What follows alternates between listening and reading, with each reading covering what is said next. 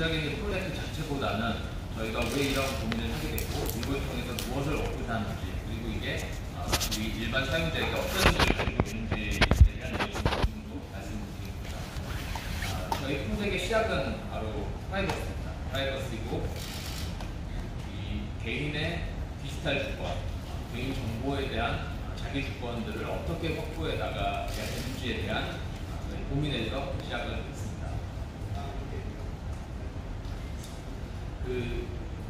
사실 디지털화 또는 이 4차 산업혁명이 이야기하고 있는 이 디지털 트랜스포메이션이라고 하는 거대한 이 문제 속에서 많은 것들이 서로 다 연결되어가고 있죠. 그리고 최근 올해는 5G까지 상용화가 되어 있고 이런 커넥티버티는 갈수록 더 확대될 것으로 보여지는데요. 우리가 지향하고 있는 이런 데이터 경제에 또 이면에는 어떤 게 있냐면 이런 많은 막대한 데이터를 수집하고 저장하고 분석하는 과정에서 개인 정보가 상당히 유출되는 그런 경우도 있고 또한 개인의 동의 없이 무단으로 개인 정보를 활용하는 그런 케이스들이 많이 등장을 하고 있습니다. 특히 기억하시겠지만 작년 2018년도에는 페이스북의 프라이버시 스캔들이 여러 차례 있었죠. 가장 크게는 캠브리지 어널리티카라는 마케팅 에이전시죠. 마케팅 에이전시가 5천만 명 정도의 페이스북 유저 정보를 가지고 실제 미국 대선 마케팅 캠페인에 활용을 했습니다. 근데 그게 발견이 됐고 거기에 대한 문제 제기가 있었고 실제로 막대한 벌금을 페이스북이 막대한 벌금까지 부과되고 있는 상황입니다. 그런데 이게 더 놀라운 건 뭐냐면 그게 임의적으로 불법적으로 페이스북의 그런 개인정보를 탈취한 그런 개념이 아니라 페이스북이 제공하고 있는 오픈 그래픽 API라는 그러니까 페이스북은 데이터 경제를 위한 그런 온라인 서비스를 하는 소셜 서비스라는 기업입니다. 거기서 제공하고 있는 사람의 그런 취향 그래프를 가지고 이 데이터를 수집을 한 거죠. 그게 어떻게 보면은 이면에는 페이스북이 광고 비즈니스 또는 데이터 경제 비즈니스를 하기 위한 실제로 그 밑바탕을 이루고 있는 게 이 개인정보 침해에 상당한 이 문제를 일으켰다는 게 본 사건의 핵심이라고 말씀드리겠습니다. 그래서 이게 비단 이거는 페이스북만의 문제가 아니라 이 개인정보 이슈, 프라이버시 이슈는 커넥티버티가 앞으로 확대되면 확대될수록 더 많은 문제를 낳습니다. 그래서 올해 3월에는 뉴욕타임즈에서는 이 프라이버시 이슈만을 좀 별도로 다루는 그런 섹션까지 이제 만들었고요. 결국은 이 데이터 경제 또는 데이터의 가치를 창출하기 위한 노력이 이 프라이버시 보호 이슈와 충돌하면서 우리가 좀 더 근본적인 고민을 해야 될 것 같습니다. 그래서 이제 이런 어떤 시대적인 흐름을 보고 문제 제기를 한 이 학자가 있습니다. 하버드의 슈샤나 주고프 교수라는 분이 올해 초에 그 감시 자본주의 시대라는 책을 썼는데 이 책이 한 700페이지 정도 되는데 여기서 이런 디지털 시대, 이런 디지털 일종의 몬스터들이죠. 페이스북이든 구글이든 고객의 데이터를 가지고 뭔가 밸류를 창출하는 그런 기업들이 가지고 간 문제점들을 낱낱이 지적을 하고 있습니다. 그래서 이 온라인상에서 디지털상에서 사람들의 어떤 행동 패턴들을 감시하고 예측하는 그런 모델들이 결국은 인간의 인권을 침해할 수 있는 그런 상황으로 발전될 수 있다는 그런 지적을 하고 있습니다. 그래서 이제 근본적인 고민을 해보면 이렇게 디지털 세상에서 문제가 되고 있는 프라이버시를 우리는 어떻게 극복할 거냐. 근데 그 가장 밑바탕을 이루는 게 저희는 이 신원, 아이덴티티, 나란 누구인가, 나의 정체성에 대한 문제를 해결하는 게 그 실마리가 될 것이라고 생각을 하고 있습니다. 그래서 이제 과거에는 오른쪽에 보시면 개별 신원 모델은 뭐냐면은 우리가 온라인상에서 특정 서비스를 접속할 때마다 IP 패스워드 만들잖아요. 계속 그렇게 해오고 있죠. 그런데 너무나 많은 웹사이트를 가입해서 사용하게 되기 때문에 패스워드를 자주 분실하면은 다시 또 갱신해내는 이런 번거로움이 있습니다. 그래서 많이 쓰고 있는 것 중에 하나가 페이스북이나 구글이나 또 네이버, 카카오를 통한 인증이죠. 그러니까 이건 뭐냐면은 그 개별 사이트에 대한 아이디 패스워드는 잊어버려도 네이버 또는 구글 아이디를 기억하고 있으면 그 아이디로 액세스하는 방식입니다. 그러니까 한편으로는 되게 고객 입장에서, 사용자 입장에서는 되게 편리하죠. 그러나 반면 문제가 생기면, 그러니까 페이스북 사례처럼 이 서비스에서 문제가 생기면 내가 억세스하는 수많은 사이트에서 이 나의 정보들이 유출될 우려가 있는 거죠. 그래서 최근에 등장한 거는 이 자기주권 신원 모델입니다. 이건 어떤 개념이냐면 그 개인정보를 내가 직접 통제하고 나의 통제하에 내가 개인정보를 제출하는 그런 방식입니다. 다음. 좀 더 구체적으로 말씀드리면 오른쪽에 보시면 나의 개인정보를 가지고 있는 해당 기관이 있어요. 그걸 이슈어라고 하죠. 개인정보를 뭔가 증명을 발급해주는 기관이라고 생각하고, 이 오른쪽 베리파이어는 나의 무슨 개인정보가 필요한 기업이에요. 그러면은 지금 현재는 어떤 방식이냐면 우리 온라인상에서 제3자 정보 이 활용 동의 이거 많이 클릭하시잖아요. 그러면 나의 동의하에 이 이슈어에 있는 정보가 이 베리파이어에 넘어가는 구조입니다.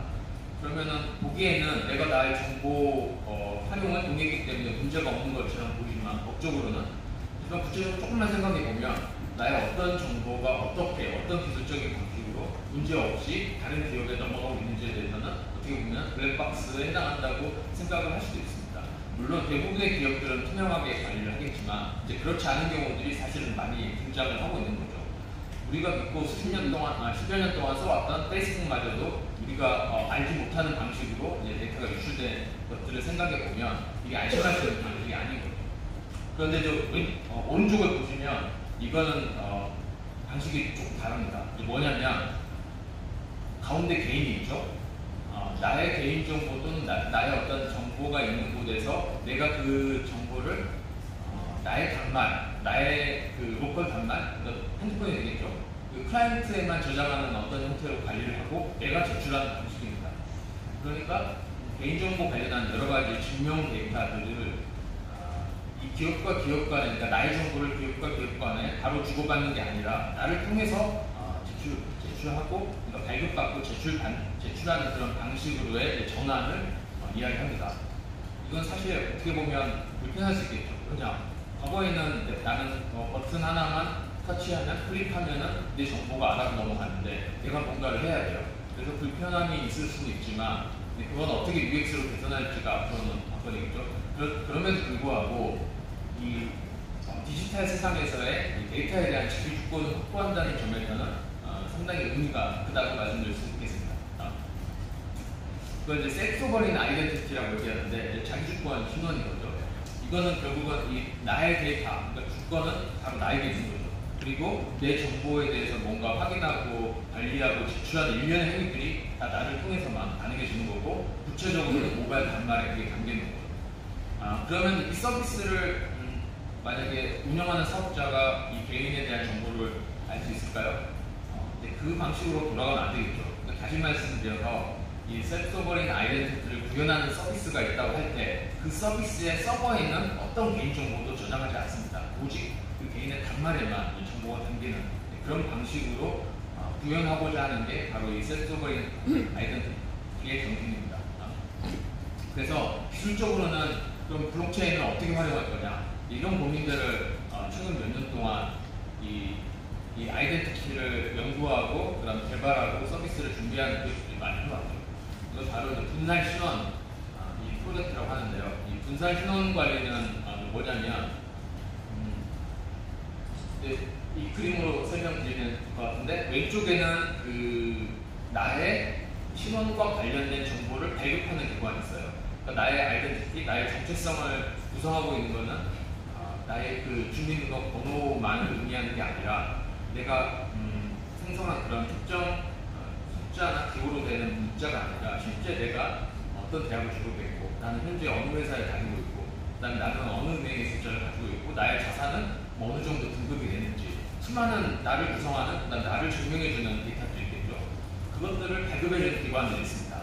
그 발급해주는 기관들로부터의 데이터들이 실제 자기주권 신원 지갑이라고 하는 이 모바일 단말 안에 들어오게 되는 거고, 이걸 필요로 하는 기관에 제출하는 거죠. 여기 이제 대학생분은 안 계시겠지만, 예를 들면 대학에서 졸업증명서 발급받고 제출하는 게 정말 어떻게 이루어지죠? 특정 사이트 또는 해당 대학에 방문해서 오프라인으로 종이문서로 출력한 다음에 그걸 스캔해서 자기가 지원하고자 하는, 그러니까 자기가 취업하고자 하는 그 기업에 제출하는 그런 방식이죠. 이런 것들이 다 디지털로 전환되는데 결국은 통제권을 이 개인이 갖는 그런 방식을 말합니다. 그러면 과거에는 이슈와 베리파이어가 연동이 되어 있었잖아요. 나의 정보가. 그래서 확인이 가능했는데 이 구조에서는 그게 없습니다. 그러면은 이 제출받는 뭔가 디지털 문서 또는 이 디지털 데이터들이 실제로 이슈어가 배급했는지에 대한 여부를 확인해야 되겠죠. 그걸 바로 블록체인 기술로 하겠다는 겁니다. 그래서 아래 보시면 블록체인 이거는 분산 원장이라고 생각하시면 됩니다. 그럼 분산 원장에는 그 기관의 인증서가 등록되는 거고, 기관에서 사인해서 보낼 때 그걸 확인할 수 있는 데이터들이 들어가 있는 거죠. 다시 말하면 블록체인 상에서는 실제로 이슈어, 그러니까 저 발행기관이 그 정보를 발행했는지, 그 증명을 발행했는지 여부를 확인할 수 있는 것만 들어가 있는 거고, 개인정보는 블록체인에도 없고, 그 다음에 이 분산 자기 신원 지갑에도 신원 지갑에만 들어가 있는 거죠. 저 서비스의 서버에도 들어가 있지 않습니다. 이렇게 구성하자는 게 BID의 그 기본 철학이고요. 저희 그 하나은행 포함해서 저희 8개사도 이런 목표를 가지고 실제 서비스를 운영하고 있습니다.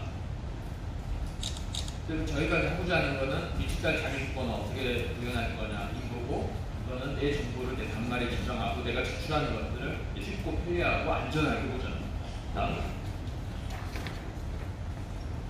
그래서 저희가 가장 중요하게 생각하는 프라이버시, 그리고 신원 증명을 블록체인 기술 기반으로 이제 하고, 우리가 예를 들면 학생 신분임을 증명하거나 졸업을 증명하거나 또는 나의 주소지를 증명하거나 이런 여러 가지 증명하는 행위들이 모바일상에서 이루어지게 됩니다.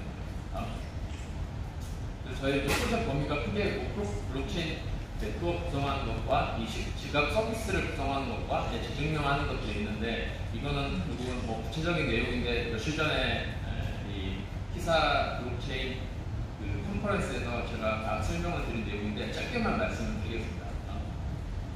이거는 가장 표준이 되고 있는 하이퍼레저 패브릭 최신 버전 1.4로 구현했다 정도로만 보시면 될 것 같고요. 그 중요한 거는 그러면 그 분산 원장, 그 블록체인 네트워크를 어떻게 구성하냐입니다. 이게 한 기업이 이 블록체인 네트워크를 다 구성하는 이 프라이빗 체인 같은 경우에는 아무래도 신뢰에 대한 문제가 있을 수 있겠죠. 그래서 저희 이번 프로젝트에서는 저희 SK텔레콤뿐만 아니라 LG플러스 그리고 하나은행, 우리은행과 같은 이제 국내 대표 신용은행들 참여해서 이 블록체인 네트워크를 구성하고 운영할 계획이 있습니다.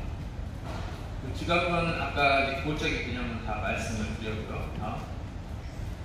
그래서 실제로 증명하고자 하는 데이터들입니다. 대학 재증명, 계좌 보유 증명, 그 다음에 고객 등급 증명, 그 다음에 재직 증명 이런 것도 가능하겠죠. 그리고 행안부에서 올해 연말에는 주민등록 등초본을 포함한 10종의 그 민원이사에서 발급하는 문서를 전자적으로 증명할 계획을 가지고 있습니다. 그래서 만약에 행안부하고 좀 더 협의가 잘 되면 행안부에서 발급하는 그런 문서들을 저희 서비스를 통해서 유통하는 것도 가능하시겠습니다. 그래서 이 대학 재증명에 대한 시나리오 보시면 될 것 같습니다.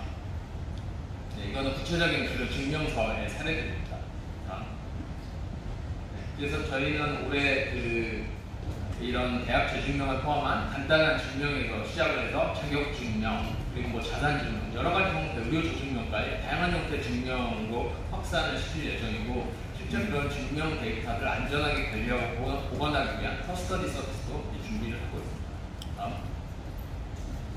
그래서 앞으로 우리가 진행하는 것은 이 증명서에서 이제 숫자를 없애는 거죠. 증명 데이터만 남는 거죠.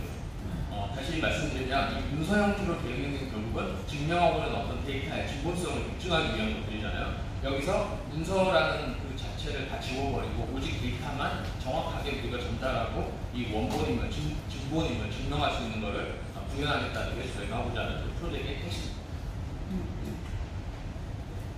마지막으로 말씀드리자면 결국은 이제 시작과 끝은 프라이버시인 것 같아요. 프라이버시고 자기 주권이고 디지털상에서의 나의 신원을 얼마나 안전하고 잘 관리하고 이것으로부터 파생된 여러 가지 베너핏을 내가 얼마나 받을 수 있는지 그걸 구현하는 게 저희 프로젝트의 목표인 거고, 이거는 비단 이 이게 시점적인 걸로 끝나는 게 아니라 앞으로 우리가 블록체인으로 구현해야 될 어떤 새로운 세계에 대한 어떤 기본적인 비전이라고 생각합니다.